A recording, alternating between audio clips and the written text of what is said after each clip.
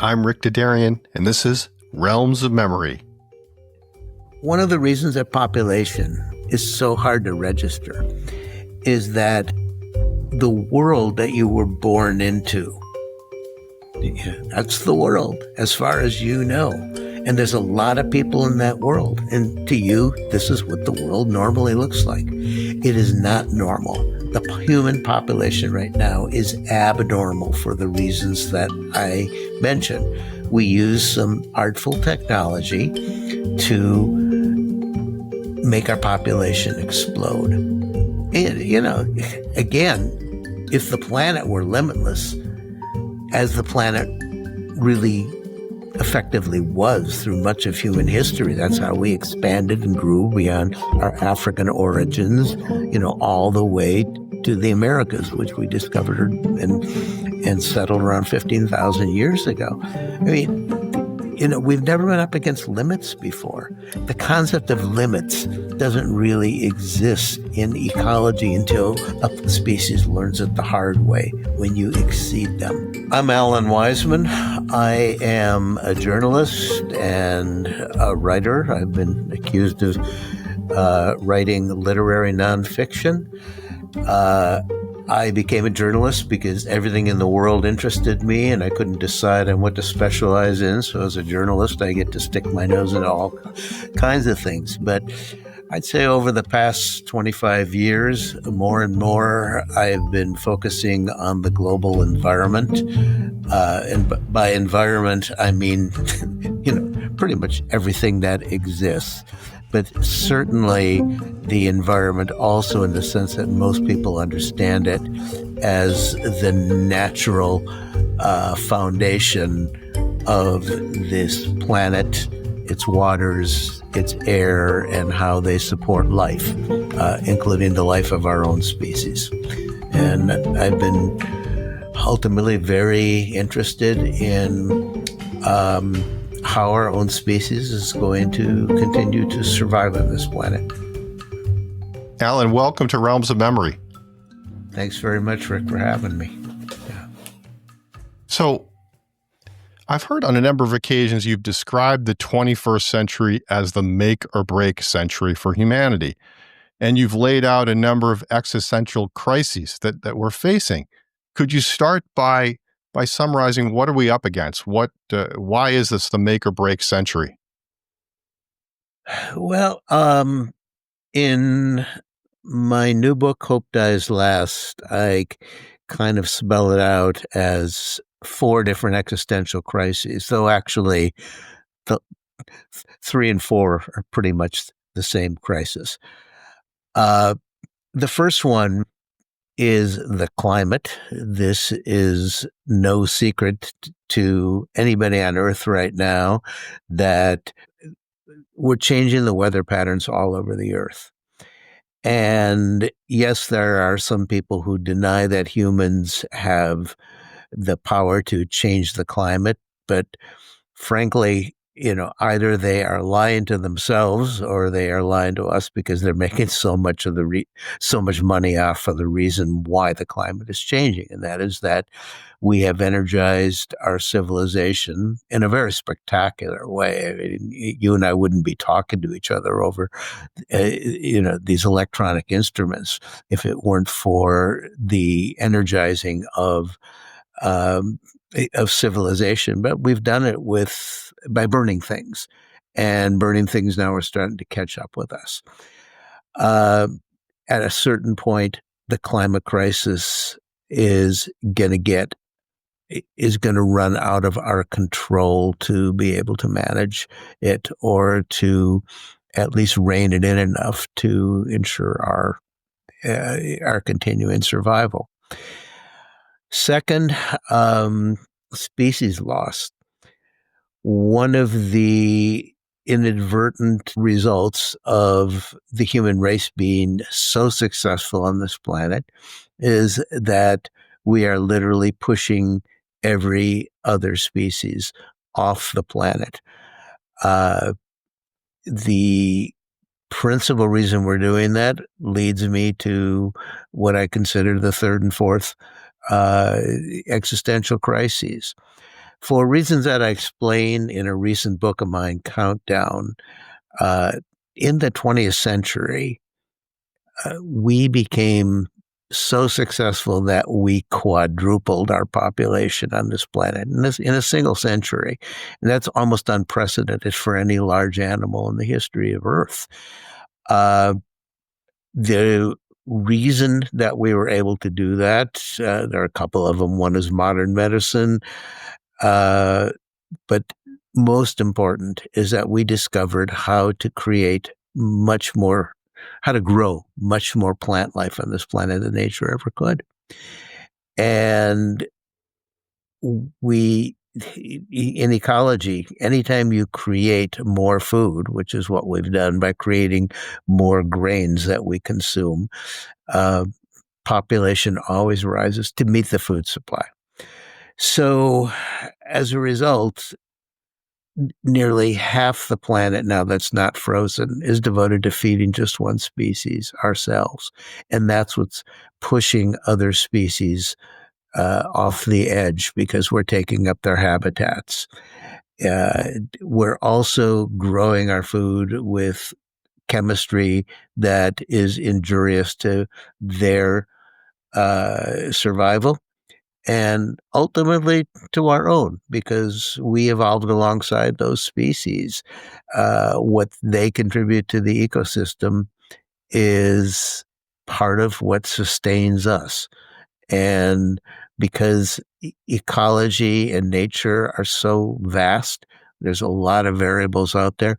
It's pretty hard to know what we are going to touch next that may result in a cascade of events that ultimately comes back to bite us. So that's what we're facing right now. I mean, pretty much we've grown so numerous and so successful that we've become too much of a good thing, and the planet is bursting at its seams. Okay, so one of the challenges of this is when you're dealing with such an apocalyptic topic, how do you engage people? How do you keep people reading? How do you encourage them to want to try to react in a positive way to this? And I thought what I noticed, at least in two of the three books that I read, in The World Without Us, and in your most recent book, Hope Dies Last, is you refer to Eden in both cases. An Eden in Europe with this one of the last vestiges of the old growth forests in Europe, and then an Eden in the Middle East. And to me, I thought Alan is playing on this memory theme. He's finding this really symbolic uh, uh, memory reference, and he's using that to try to pull in readers rather than just laying out a disaster scenario. And I don't know whether you thought about it that way when you began both those books. Was that a device that you thought could allow you to connect with readers? Absolutely. The environmental crisis is really scary and it's really depressing. People feel very helpless, and it's really hard to get people to read about it because reading is an investment of time, usually our leisure time, and who wants to relax reading about something that says, you know, if we don't change our ways, maybe we're all going to die.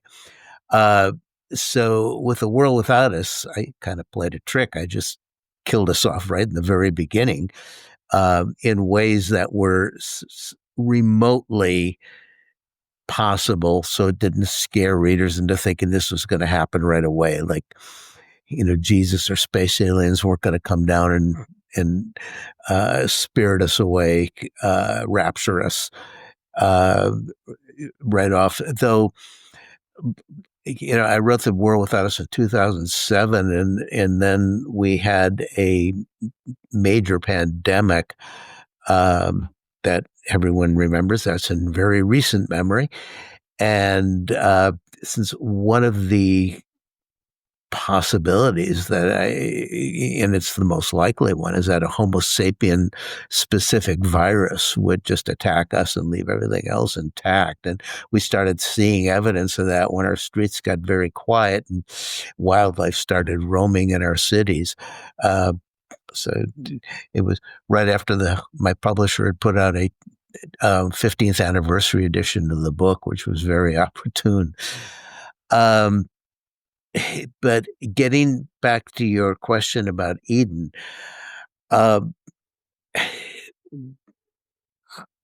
I always have in mind when I am writing, what's going to, attract readers the most, what's going to grab readers right off the beginning. And three of the world's major religions, have this story of Eden. Actually, when you understand history, you know that the story of Eden is not something that began with the Hebrew Bible. It began with the Sumerians, and then, the Akkadians and the Babylonians. These have been around as long as civilization.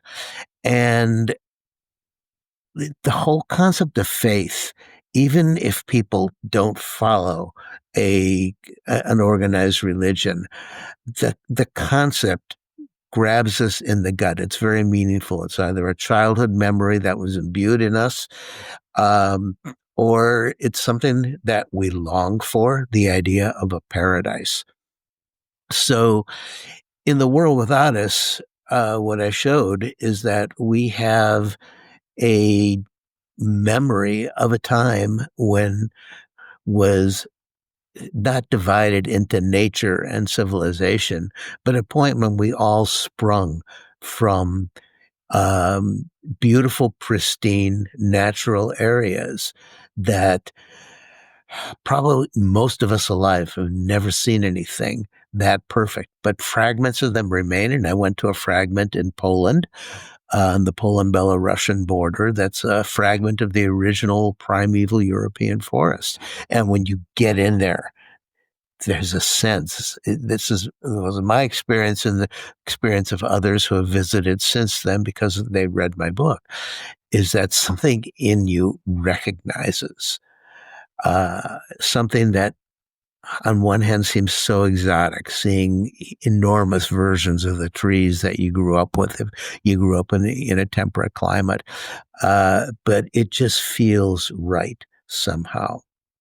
Primordial memory, almost Yeah. like a primordial memory. Yeah.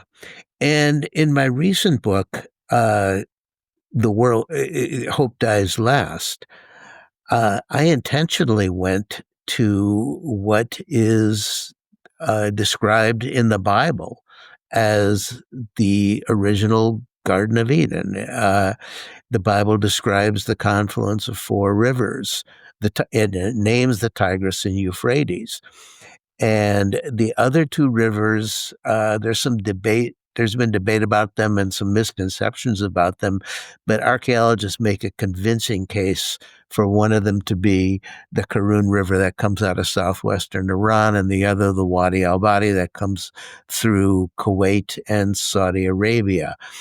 The confluence was the top of the Persian Gulf. And as I point out in the book, when you read about creation in the Judeo-Christian Bible, it doesn't really seem like a universe being created 13.6 billion years ago, which science now tells us is approximately the age of our universe. But it certainly resembles the end of the Pleistocene.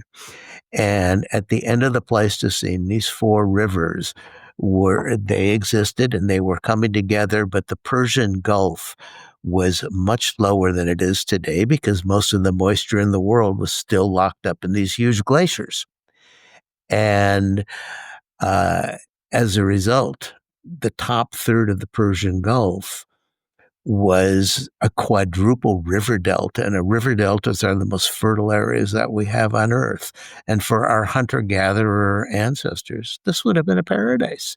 There would have been all this game, and there would have been all these plants to eat, including the ancestral versions of wheat, for example. And we would gather the seed to eat it. Sometimes, we'd gather a lot of it and we'd drop some of it, and then, oh, look, it all sprouted there, and that was the beginning of agriculture. And the game that we would hunt. At some point, we realized that if instead of hunting it, that we use vines to trap it and then to confine it in an area, we could just eat it at our leisure rather than having to hunt every day. And lo and behold, we also found out that game would procreate in confinement. So then suddenly we had animal husbandry. So it's no secret that in the Bible there's these two contradictory creation tales. One of them, God gives us everything on earth to gather, basically. But in the second one, which starts in the second verse of Genesis, suddenly we are tillers of the soil. We are stewards of the land. We are namers of all the animals, some of which are domestic for our use, some of which are wild.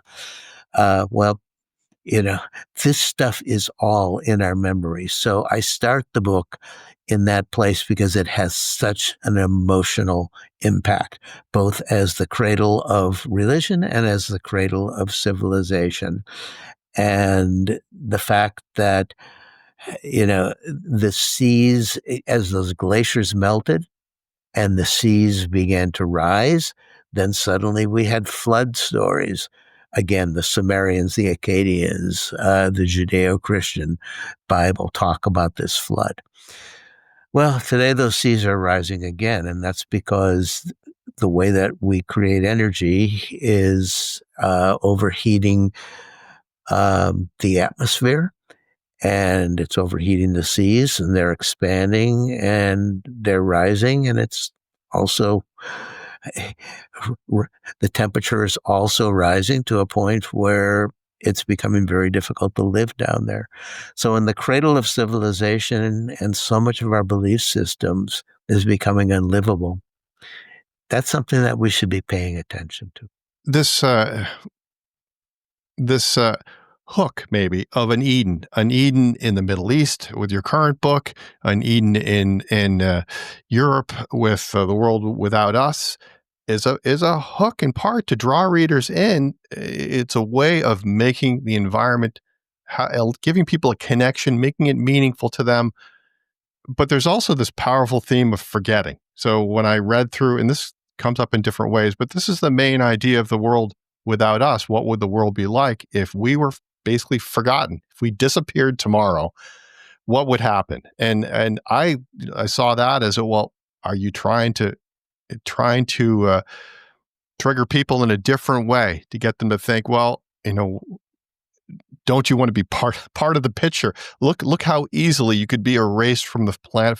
Because typically the way we look at these crises that we're facing is it's a crisis of the planet itself is going to end up a smoldering ruin.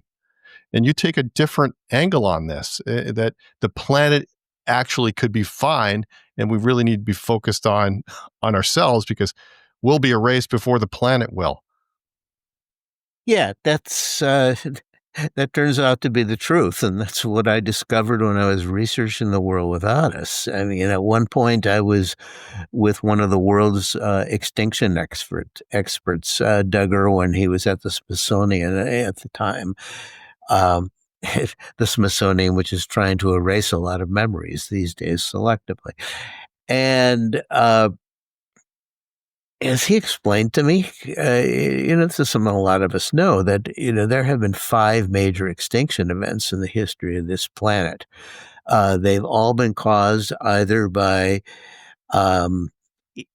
volcanic eruptions of huge proportions or long durations that have ejected so much carbon dioxide into the atmosphere. And in some case, the biggest one, the Permian extinction, came right up through the Carboniferous layer. So it was burning a lot of coal.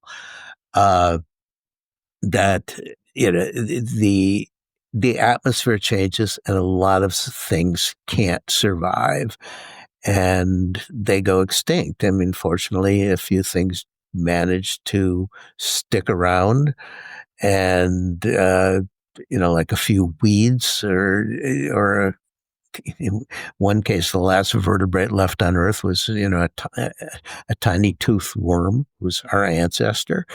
But after eons pass, millions of years, eventually those weeds, they decay and they leave enough organic matter that soil gets rebuilt and plants get rebuilt, etc. But his point, it's either volcanism or an asteroid strike can change things on this planet enormously. But life has been incredibly resilient.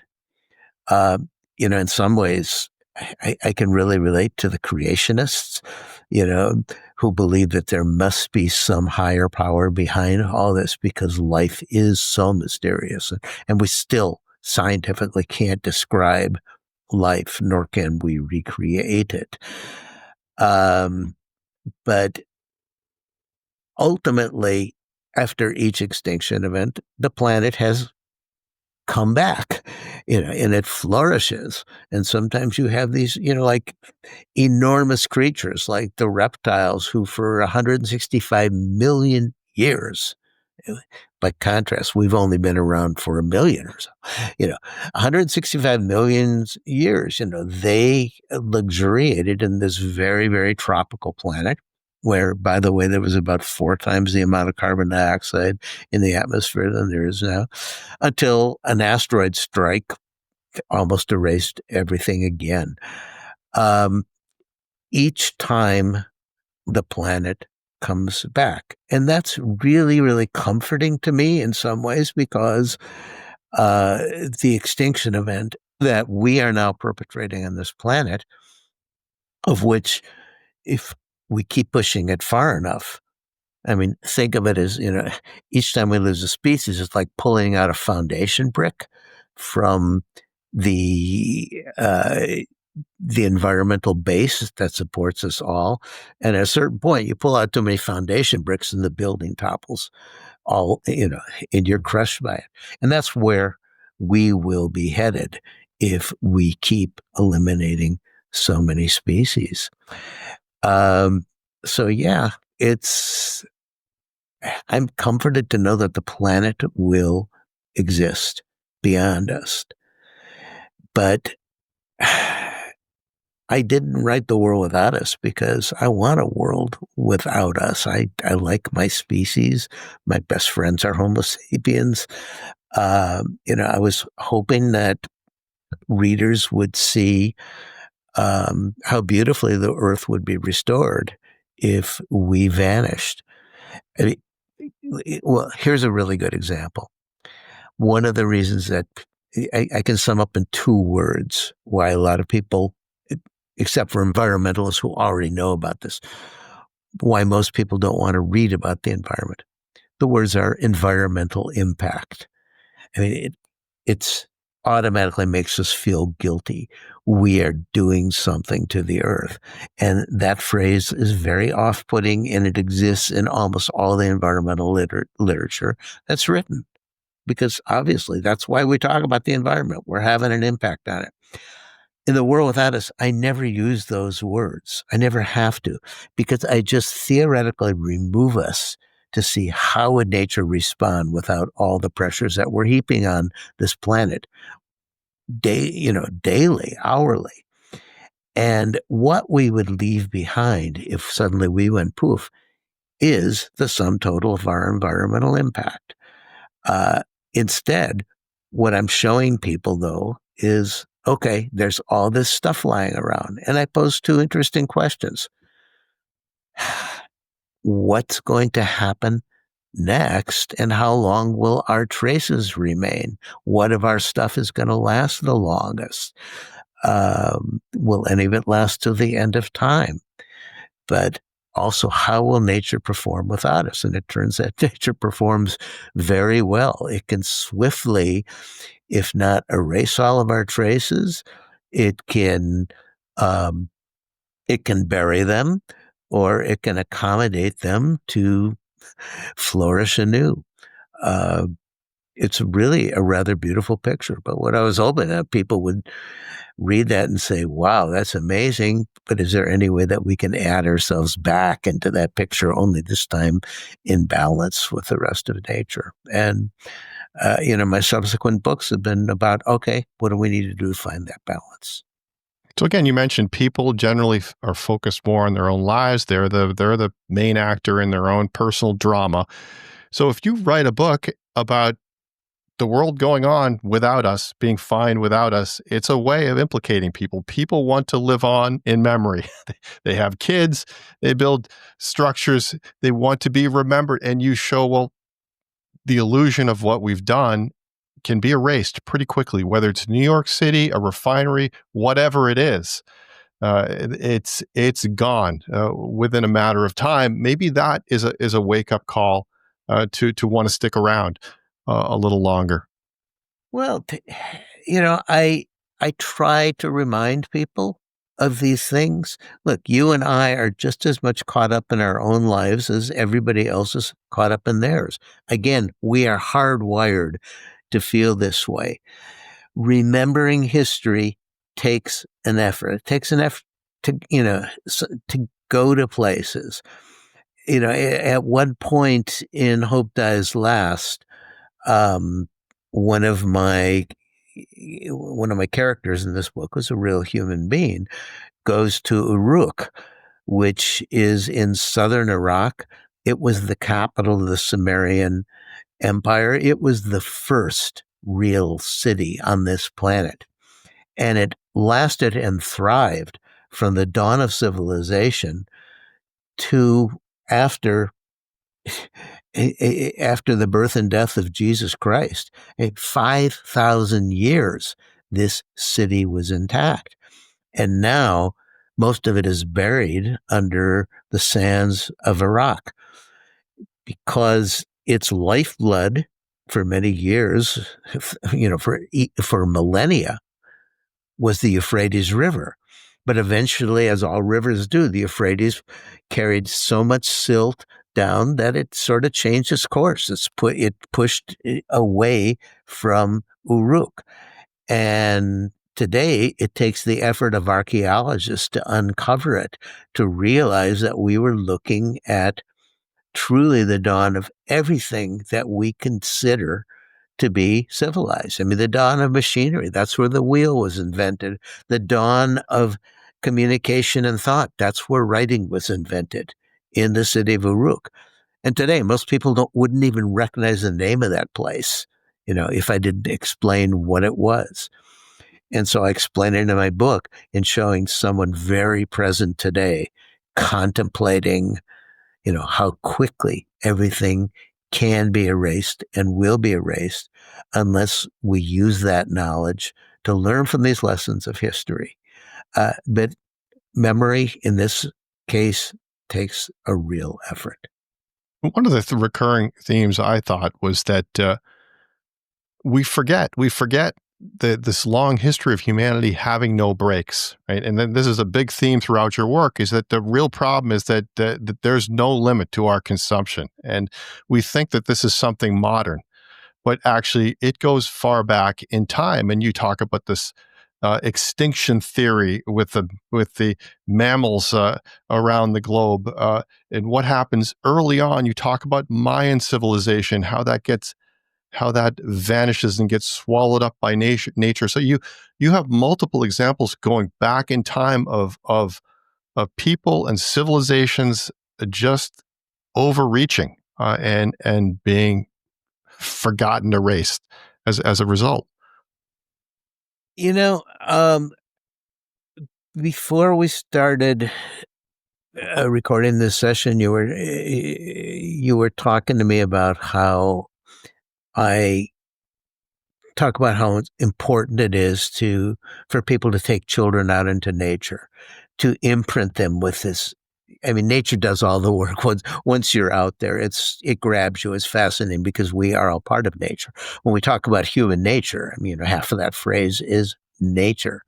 But another thing that I always tell people is to take your kids to museums, take them to libraries, take them to concerts, take them to theater, take them to galleries so they can see some of the finest expressions of humanity.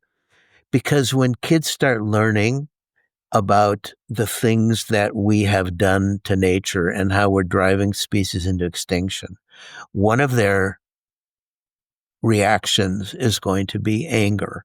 They're going to be angry at people in the past for overreaching, for overconsuming, for doing all those things. Guilt is not going to help us solve any of these problems. We have to accept the fact that this is not just a human trait. Every animal will consume. I mean, go outside. You'll hear the birds singing, but watch what they're doing. They're looking for food. They will eat all day long until it's too dark. And if, locusts will, invade a field. They will eat all the crops until all the food is gone. Then they will suffer a population crash, just as will happen to us. So this is something that happens in nature continually, is that a species will grow, it will exceed its limits, and then it will die back. Humanity will not be any different, but we shouldn't, it's too easy. I hear environmentalists do this all the time to say, overconsumption is the problem, so we just have to consume less. Well, I mean, come on. As the great ecologist Paul Ehrlich often quips, there's no condom for consumption. We all do it. The two most consumed products on this planet are ones that you and I and every other person who's listening to this is addicted to. And that is energy. We're using it right now to talk to each other, and food. We can't get along without it. And it's the way we are producing energy right now by burning things. And by the way, we do have alternatives. I talk about them in my books. We have mature alternatives that we can be using right now. But burning things is, here's an analogy for what we're doing. You would not take an apple and shrink wrap it and then leave it out in the sun, because pretty soon, it would get hot because the plastic is holding in that heat, and it would develop those mushy brown spots, and then it would rot.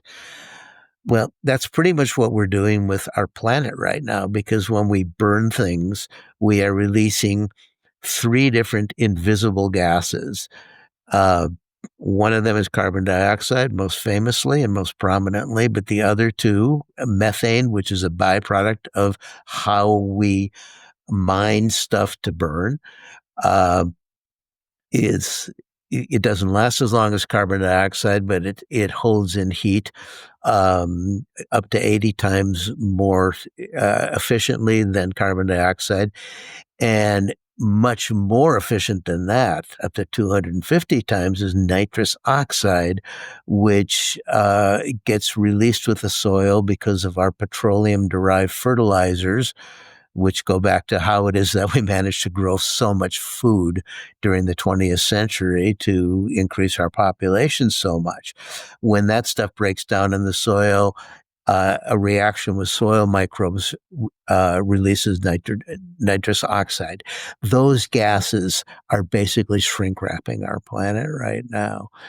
And, this is ultimately going to imperil. It's already imperiling our existence.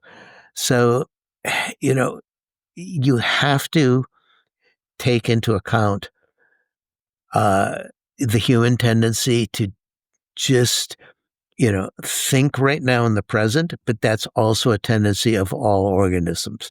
So we should not just be blaming ourselves. What we have to understand is that we're the first organism that has ever proliferated to the extent that we are changing the environment, possibly to the point of ultimately, under, cutting out the ground underneath our very feet. We have the knowledge of what we're doing, of what to do about this. What we need now is to kick that knowledge up into wisdom to actually take those actions. And one of the things that we can do, which you come to at the end of World Without Us, and is the focus of Countdown, is family planning. We can have fewer kids. And you've mentioned already that the rate of population growth, there's been nothing like this in history, and a lot of that has to do with science. But the biggest part, and I've heard you describe the innovations in fertilizers as the greatest scientific revolution in history. That our ability to produce to produce much more than we've ever been able to in the past has really caused this exponential growth in population, even regardless of multiple world wars.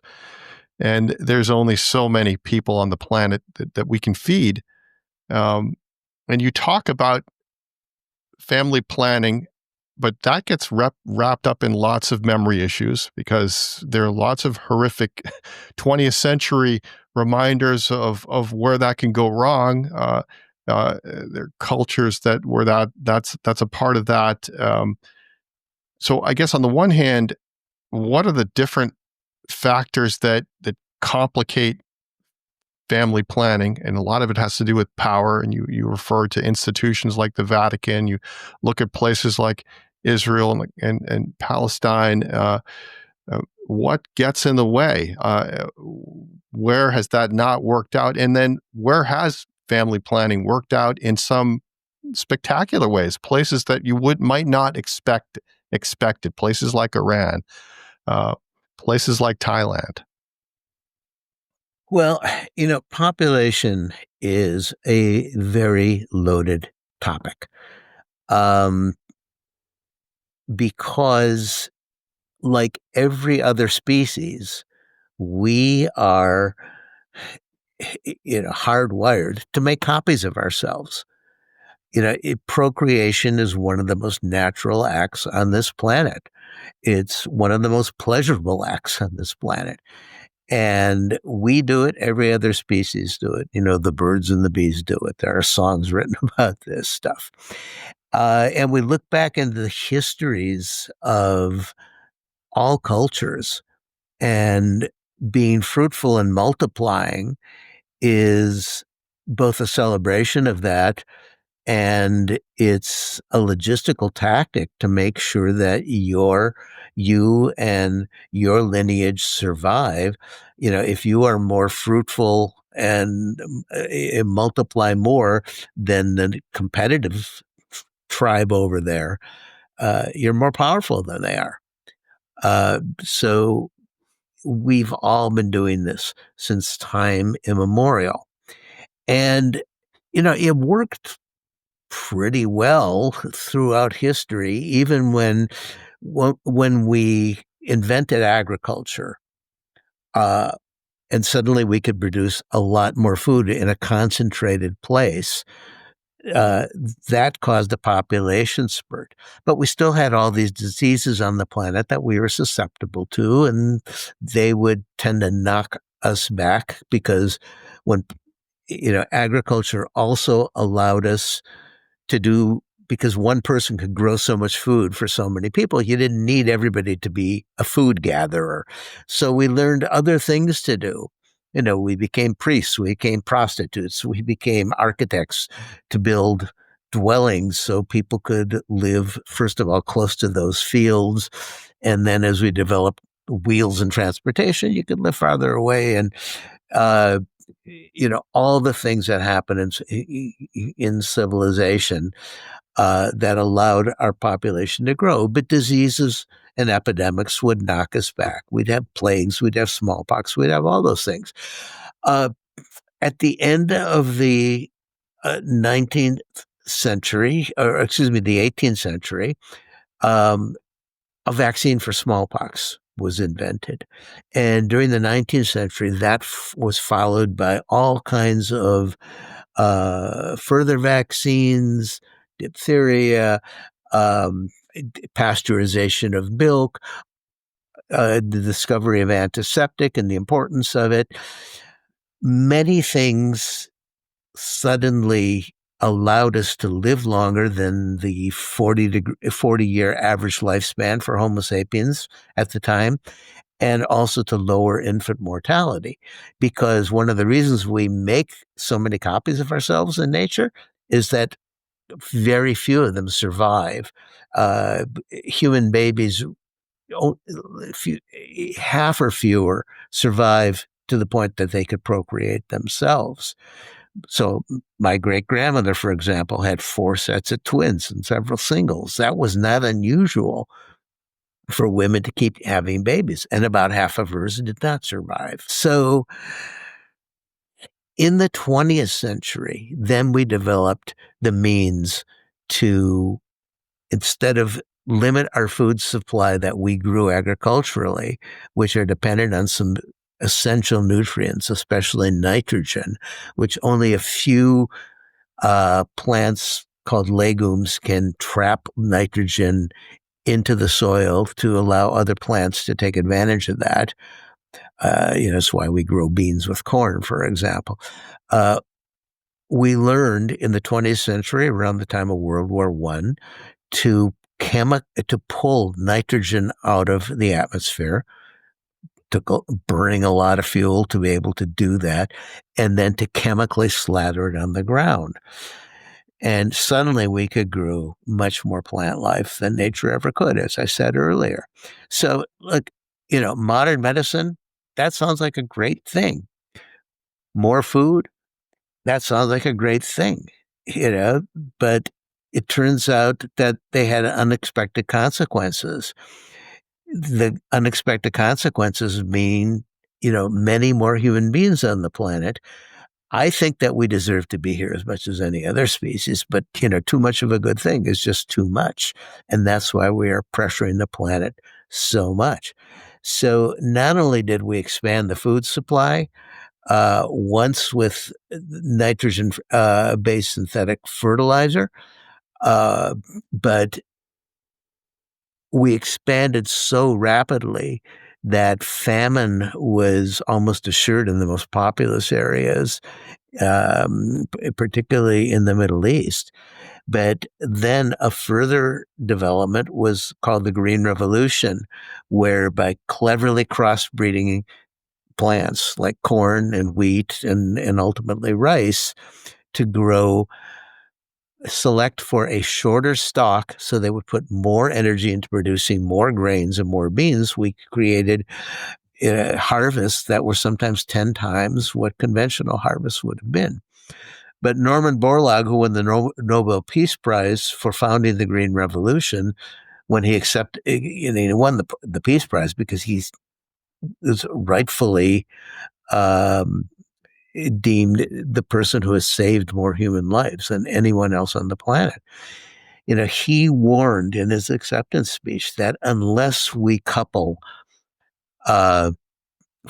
enhanced food production with population control, that's not a phrase that's in vogue these days. Family planning is what he meant. But what he understood was that, if more people don't die of famine, they will produce more people who need more food, and it's going to keep just going ad infinitum. So a lot of scientists, ecologists learned that lesson. I mentioned Paul Ehrlich before, who wrote The Population Bomb. And, his career has been dedicated to how human beings can wisely limit themselves to smaller families so we can keep the species going, but not so much that we overwhelm the planet that feeds us. And that's basically what we are going to have to do, or nature's going to do it to us, just like it does it to all those locusts when they eat up all their food supply. But how is it that you take, let's say, two Catholic countries where you have highly educated populations, the Philippines and Italy, with such dramatic differences in family size, and you talk about Catholicism weighing in much more heavily in the Philippines than maybe Italy? Well, the Philippines is a poor country, and it's still a very rural country. And in rural areas, families tend to have more children because they become agricultural helpers. In the case of China, when it realized, that it had a population problem because it had the world's biggest famine, in the 60s and 70s, over 40 million people died, that when they instituted their famous one-child policy, which has since been modified, but they also began to urbanize. They started building cities and industries and attracting people to those cities where there was better pay. And once in cities, urbanization turns out to be one of the best contraceptives there is, because people are living in smaller spaces. Your kids are no longer an economic asset because you don't need them to go out and till the soil or gather the crops. They become economic liabilities because in the city you have to, educate a child. You have to feed them to make sure that, they're going to get a good job. But the other, the best contraceptive of all turns out to be, educating women. I went to 21 countries to research my book on population countdown, and rich country, poor country, Catholic, Buddhist, Jewish, it doesn't matter. You educate the women, and on average, an educated woman who's got now something valuable to contribute to the economy of her family, and also something interesting to do with her life. You can't do that with 7 kids hanging on your skirts. So she's going to have, on average, 2. Because it takes 2 people to create a child. If you have 2 children in a family, population does not grow. Any family that has fewer than 2 children is contributing to shrinking the population. So you got, I go to the Vatican for that book, but it's surrounded by this Catholic country called Italy, which has possibly the highest rate of female education in the planet, probably more female PhDs per capita, and one of the lowest birth rates because so many Italian women are professionals. And the maternal instinct still exists. You want to have children, but they generally have 1, 2 at the most. And despite all the Vatican's pleas for them to have more, in many countries in the world, that's scared. You hear this particularly, there's all these white authors now that are very scared that the white population is, in Europe and the United States is shrinking and that we have to have more babies. There's no way to bribe women to have more babies. It's been tried in Russia. It's been tried in Singapore. It's been tried in all these other countries. And sometimes the bribes are incredible, like in Singapore's case, paying for the child's education throughout college and all that. Women are not interested. So, I'll quickly touch on Iran since you mentioned it. Iran is the surprise chapter in that book of probably the most successful family planning program ever. And it's because, like China, they realized that they had a population explosion on their hands. After the Iranian Revolution in 1979, they were immediately attacked by Iraq. It was Saddam Hussein who wanted to grab oil-rich provinces along their border, by the way, including the top of the Persian Gulf, where I begin my later book, Hope Dies Last. The Iraq at the time was a NATO ally. Uh, the NATO provided a lot of arms, munitions, and even the components of nerve gas, which Saddam Hussein used liberally against the Iranians. All Iran had were bodies. So the Ayatollah um, issued a fatwa saying that, it was basically a plea to every fertile Iranian woman to do her patriotic duty to help create a 20 million man army to fight off the invaders. And at one point, Iran probably had the highest fertility rate in human history, over 8 children per woman.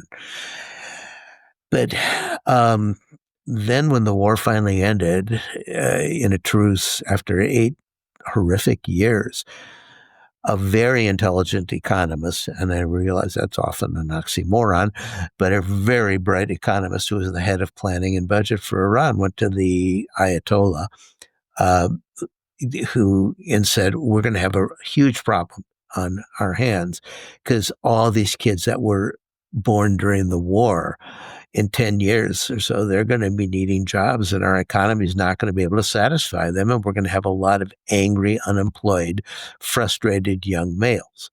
I mean, he could have been describing Pakistan, which is another country where I went for that book, which is 26 million people,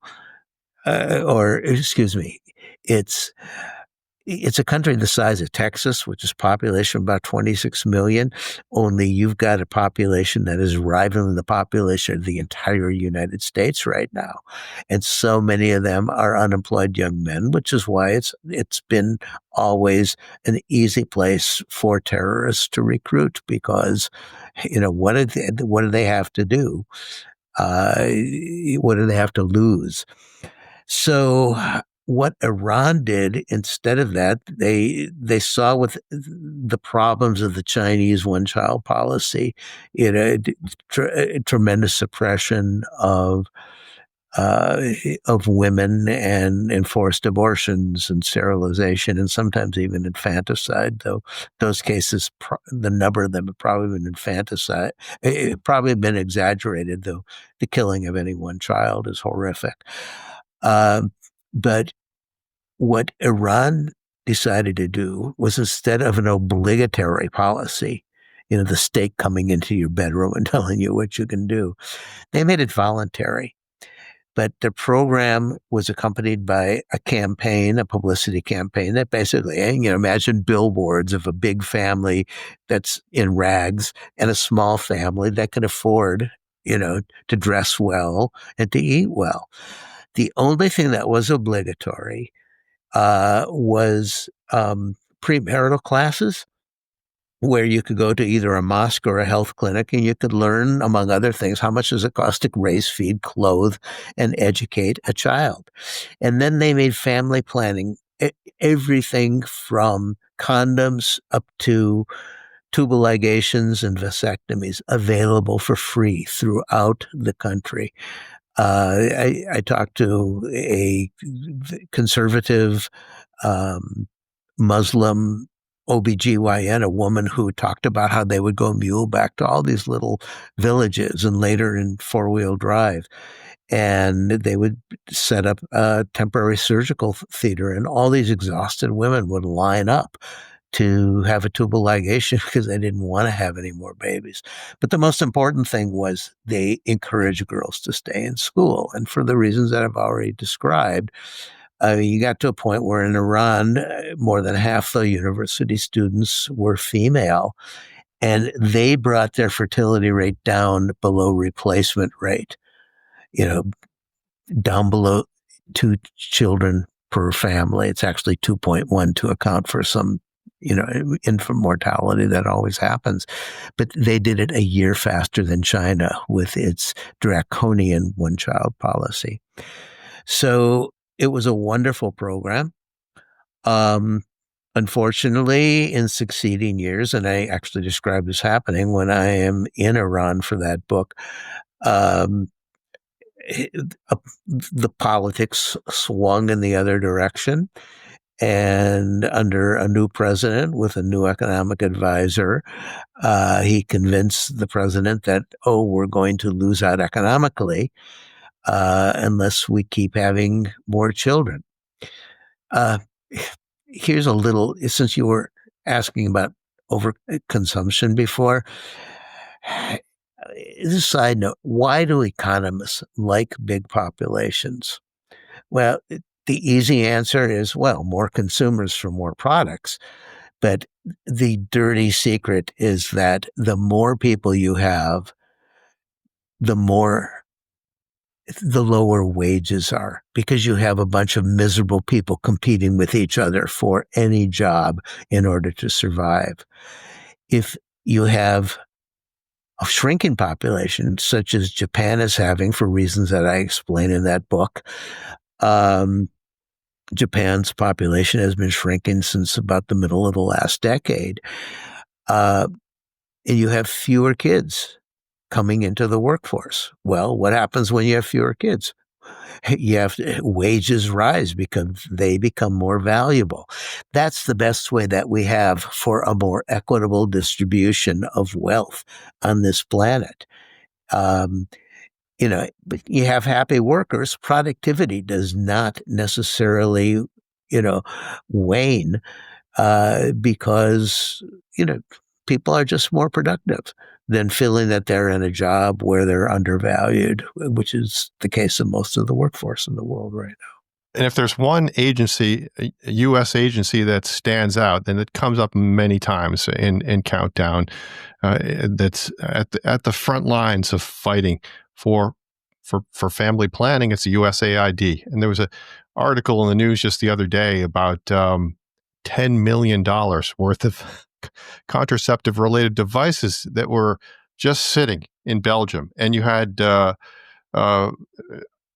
organizations like the Gates Foundation offering to buy this, to allow the government to maybe even make a profit on it. And $167,000 was spent to destroy. They basically fabricated a reason why that had to be destroyed and spent $167,000 in taxpayer money to destroy those. So I don't think there's any memory of, this has been in the news recently, the dismantling of USAID, but there's no real awareness of this. And even in this article that I read in the New York Times, there was no mention of population issues. It was strictly a budgetary thing. Look, isn't this a waste? This could have been purchased. Instead, we spent money to destroy it. So one of the reasons that population is so hard to register is that the world that you were born into, that's the world as far as you know. And there's a lot of people in that world. And to you, this is what the world normally looks like. It is not normal. The human population right now is abnormal for the reasons that I mentioned. We use some artful technology to make our population explode. And, again, if the planet were limitless, as the planet really effectively was through much of human history, that's how we expanded and grew beyond our African origins, all the way to the Americas, which we discovered and settled around 15,000 years ago. We've never been up against limits before. The concept of limits doesn't really exist in ecology until a species learns it the hard way, when you exceed them. So this is, it's just hard for us to understand. So in the case of USAID, USAID originated during the Kennedy years, and it was really a response to to communism gaining a foothold in Cuba, in the Americas. And so we wanted a foothold for the, we wanted a billboard for capitalism, like Cuba was a billboard for communism. So Costa Rica was the original and biggest recipient of foreign aid, and we built the biggest, what became USAID, the United States, in development organization, in Costa Rica. And that's incidentally one of the things that we did there was this new thing called the birth control pill had been invented. And after some trials in Puerto Rico, when we learned what the proper dosage was, the USAID office in Costa Rica started to distribute these things. And it was a very interesting situation. Their partners oftentimes were Protestant churches, which were fringe churches because most Catholic churches, most Costa Ricans were Catholic. But, again, having a lot of children is exhausting. And suddenly, with USAID backing, these Protestant churches were advertising on the radio, what, your God makes you feel guilty for wanting to have only the number of children that you can responsibly care for? Our church loves you for that. And those churches were actively distributing the pills. So this became USAID programs throughout the world, distributing family planning mechanisms.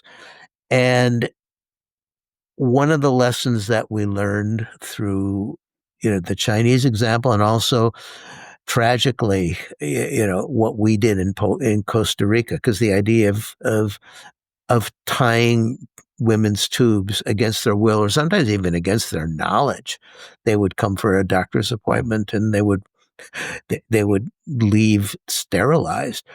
We learned to educate women. That's the best way to get them to accept family planning. And for example, in the book in Pakistan, I saw the USAID offices there because the United States is a rather volatile topic in Pakistan. The distribution of USAID materials went through local organizations. The USAID logo, the US logos were nowhere present on these things. But these were very, very effective tools. Throughout the world, the United States, through USAID, was by far the biggest distributor of family planning materials. That's materials that allow women to decide for themselves how many children they want to have. You mentioned that the history of family planning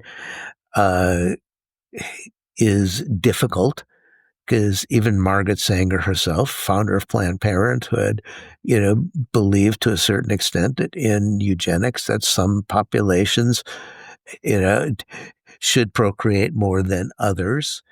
And it was misused for a long time. The feminist movement was, in league with the Vatican in opposing family planning, because they saw particularly the excesses in India when forced sterilizations under the Indira Gandhi regime were, though there were actually more forced vasectomies than there were forced tubal ligations. But now, nearly all feminist organizations have been totally, in league with, and I guess there are exceptions, because I just saw Amy Coney Barrett, give a presentation in Washington, and she considers herself to be pro-female, but also, pro-procreation. But for the most part, family planning and women's liberation are one and the same. It's the most effective tool for women to be able to decide for themselves, and the loss of UAID is a tragic loss. So, in your most recent book, Hope Dies Last, you highlight all the different examples of what real people are doing, a wide range of people, and we can't control the political context, but we need to take action. And you're taking a lot of encouragement from the actions you think that you see people taking all over the globe. But at the same time, a lot of this is anchored in technology, and you yourself seem to have mixed feelings about technology. We need to try everything, I've heard you say that, but can technology solve the problems that technology has created? I see this theme of, on the one hand, yeah, we need to try everything, but technology often fosters overconfidence. It often encourages forgetting. And I thought the example of the Netherlands was fascinating, that they have actually built these museums to remind people that you haven't experienced the devastating consequences of floods for decades, but don't forget. Don't, and they actually build this and take these kids. I was hoping you could comment on that. What are the dangers of technology, overconfidence, forgetting, and how that, and an example of the Netherlands? Well, you've raised a lot of questions, but going to the Netherlands is a good place to start. The Netherlands is, I have a chapter set there because now with rising sea levels, the whole world is looking to figure out, how do we protect our coastlines? How do we protect our coastal cities? I mean, most of the financial capitals in the world, at one point, I have a list of them in Hope Dies Last. Most of the financial capitals are coastal cities. I mean, think Shanghai, think New York, think Singapore. What's going to happen when they flood? Superstorm Sandy has already given us an idea of how devastating it can be. So the Netherlands is the place that the whole world is looking to. We've got dozens of countries now going to see how have they managed to keep from drowning over the past 1,000 years, because 2/3 of the population are living below sea level there. They are the first country to use technology basically to effectively reclaim land from the sea. That's what their famous windmills were about. Those windmills were turning these buckets that they would, empty the water out of a place where they had built a barrier, a dike, and then created this polder, is the name for us, a field that is usually below sea level that's been reclaimed. They have gotten better and better at doing it over the years, but they still had big losses. In the 1950s, they had a huge flood that a dike burst. Nearly 2,000 people died. Hundreds of thousands of cows, sheep, and goats died. And the only way that they were able to finally close that dike was to bring over some caissons, basically these big concrete cubes. They were actually long rectangles that were left over from World War II, from the Normandy invasion. They towed some of these over from Britain to basically form kind of an artificial harbor. But they towed, I think, 4 or 5 of them into place to block, to plug this hole in the dike. And today, that's the Watersnood Museum. It is a museum where you go in and you are in this barrier between you and between the land and the North Sea. And the whole museum and several other museums elsewhere in the Netherlands are devoted to what happens when things flood. And as a result, every kid in the Netherlands today has to pass a swimming test with their clothes on. That's part of the memory that they try to instill. Because Now the Netherlands has built this incredible technology. They got all these gates that's storm surge barriers that are hydraulically like moving the Eiffel Tower into place to stop water from invading the land when the sea is battering it, how to get the rivers to flow in such ways that you can live among them. It's really, really amazing technology when you see all the things that they've done. Some of these barriers inflate on the spot. They're incredible. But as the Dutch engineers that I talked to, were in unanimous agreement that they believe that they've got things controlled right now and that they are pretty much safe till maybe the middle of the century. And then a lot of these controls have to be revisited because the storms, as we have more of that invisible insulation above us, keeping the heat in, are happening more frequently and they're more powerful. And they're banging against those barriers, meaning that they've got to close those storm surge barriers in a way that, they were designed to close in emergencies. The emergencies were much fewer and much farther apart in the past, but today they're happening much more frequently. Everybody knows. I was just talking to someone in Galveston, Texas, and he says, yeah, our 100-year floods are now like, weekly events. So there are limits to what technology can do. We're going to find out what those limits are. At the same time, technology is wonderful. That's how you and I are talking to each other right now. And my book is filled with people who, the one thing that they have in common is that they're very stubborn. They refuse to give up. They refuse to stop trying because they say, if we don't try, then failure is assured. And it's that kind of stubbornness that I found so inspiring because, I meet people from all walks of life. Some of them are just normal, everyday people. Some of them are trained professionals like civil engineers or plasma physicists. Some of them are indigenous elders. Some of them are religious elders. Some of them are military people. But they are all dedicated to wanting to find our species a way to the future, and they refuse to give up trying. And some really, several people were told that what they were going to try was impossible. They went against the conventional wisdom, and they tried anyway, and they pulled off some miracles. I mean, these are people who don't sit around hoping for miracles to happen. They set out to make them. And that's what we all have to become. And that's the inspiration that I got from researching and writing that book, really uplifted by these people. And I hope that the readers take that same impression away.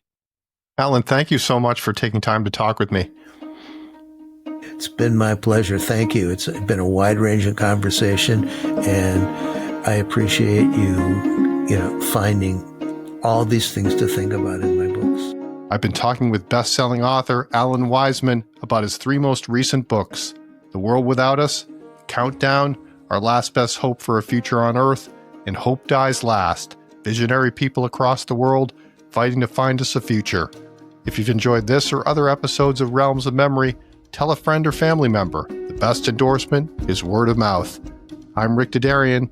See you soon.